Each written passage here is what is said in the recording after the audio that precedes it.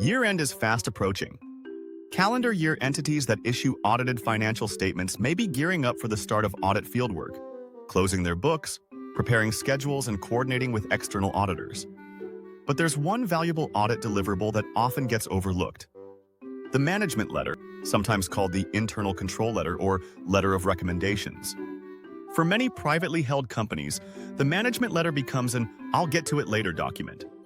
But in today's volatile business climate, treating the management letter as a strategic resource can help finance and accounting teams strengthen controls, improve operations, and reduce risk heading into the new year. Here's how to get more value from this often underutilized tool. What to expect.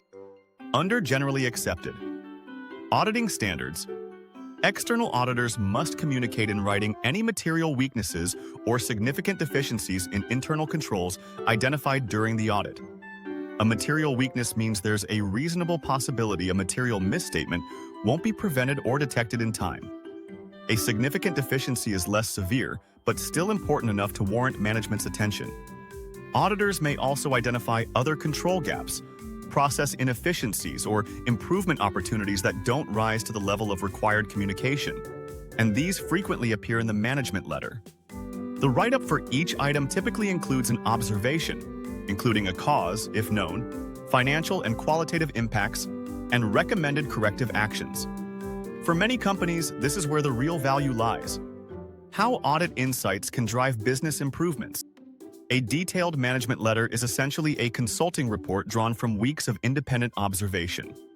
Auditors work with many businesses each year, giving them a unique perspective on what's working and what isn't across industries. These insights can spark new ideas or validate improvements already underway. For example, a management letter might report a significant increase in the average accounts receivable collection period from the prior year. It may also provide cost-effective suggestions to expedite collections, such as implementing early payment discounts or using electronic payment systems that support real-time invoicing. Finally, the letter might explain how improved collections could boost cash flow and reduce bad debt write-offs. A collaborative tool, not a performance review. Some finance and accounting teams view management letter comments as criticism. They're not. Management letters are designed to identify risks before they become bigger problems, help your team adopt best practices, strengthen the effectiveness of your control environment, and improve audit efficiency over time. Once your audit is complete, it's important to follow up on your auditor's recommendations. When the same issues repeat year after year, it may signal resource constraints, training gaps, or outdated systems. Now, may be a good time to pull out last year's management letter and review your progress. Improvements made during the year may simplify audit procedures and reduce risk in future years. Elevate your audit. An external audit is about more than compliance. It provides an opportunity to strengthen your business.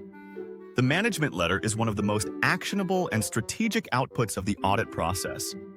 Contact us to learn more. We can help you prioritize management letter recommendations, identify root causes of deficiencies, and implement practical, sustainable solutions.